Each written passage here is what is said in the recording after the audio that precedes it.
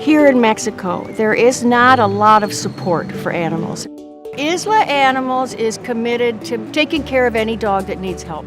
It's a broad way of putting it, but it's really the truth. We cannot stand to leave any animals behind. So we end up taking in and rehoming many animals as well. Years ago, the stray dog population was out of control. There were dogs packing up on the beach. If you walked on the beach, you had to carry a stick with you. It was so bad.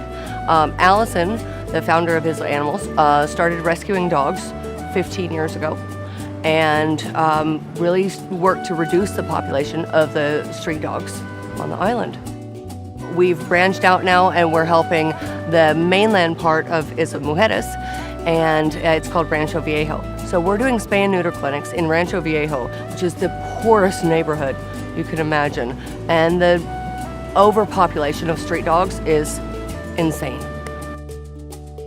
What we want to do is we want to educate people to what the animals need. Some people don't even know that a vaccination isn't just a rabies shot.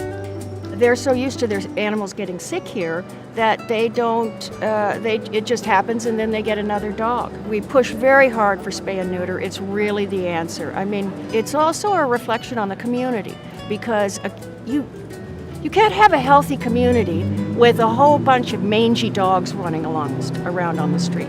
It has to be all part of the whole package.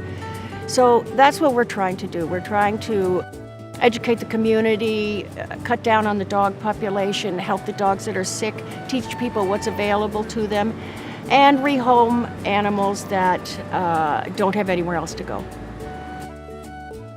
You know, we love when people come to visit us at Isla Animals because I think people have this impression that it's a shelter, but we'd like to think of it more as a shelter and doggy daycare, because during the day our animals just run loose in the shelter. They play with it. We have toys strewn everywhere, which makes them dog friendly. They're also exposed to different people, which is so important in their socialization, which makes them so adoptable.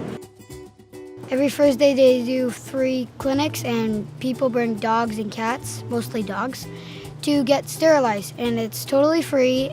I usually like to go and help with the dogs and give love to them because, well, they're kind of scared and you want to try to make them feel loved and that they can trust you, and then that they trust you, they can trust more people.